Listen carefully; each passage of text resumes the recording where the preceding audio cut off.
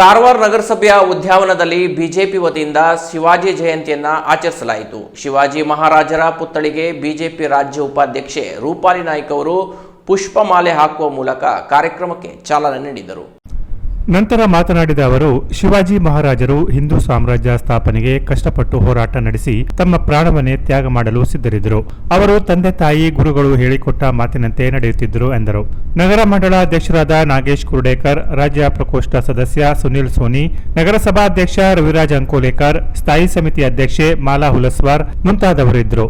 ಸದಾಶಿವಗಡದ Shivaji boys ಸಂಘಟನೆಯಿಂದ ಸ್ಥಳೀಯ ಶಿವಾಜಿ ಕಾಲೇಜಿನ ಆವರಣದಿಂದ ಸದಾಶಿವಗಡದ ದುರ್ಗಾದೇವಿ ಹತ್ತಿರದ ಸೌಂದೆ ಸದಾಶಿವರಾಯರ ಕೋಟೆಯವರೆಗೆ ಮೆರವಣಿಗೆ ನಡೆಯಿತು. ಈ ವೇಳೆ ಜೈ ಭವಾನಿ, ಜೈ ಶಿವಾಜಿ, ಶಿವಾಜಿ ಮಹಾರಾಜ್ ಕಿ ಜೈ ಎನ್ನುವ ಘೋಷಣೆಗಳು ಮೊಳಗಿದವು. ಉತ್ತರ ಕನ್ನಡ ಜಿಲ್ಲಾಡಳಿತ, ಕನ್ನಡ ಸಂಸ್ಕೃತ ಇಲಾಖೆಯಿಂದ ಕಾರವಾರ ನಗರದ ನಗರಸಭೆ ಉದ್ಯಾನವನದಲ್ಲಿ ಶಿವಾಜಿ ಜಯಂತಿ ಆಚರಿಸಲಾಯಿತು. ಜಿಲ್ಲಾಧಿಕಾರಿ ಕೆ ಲಕ್ಷ್ಮೀಪ್ರಿಯ, ಅಪರ ಜಿಲ್ಲಾಧಿಕಾರಿ ಸಾಜಿದ್ ಮುಲ್ಲಾ ಹಾಗೂ ಅಧಿಕಾರಿಗಳು, ಸಿಬ್ಬಂದಿಗಳು ಪಾಲ್ಗೊಂಡಿದ್ದರು.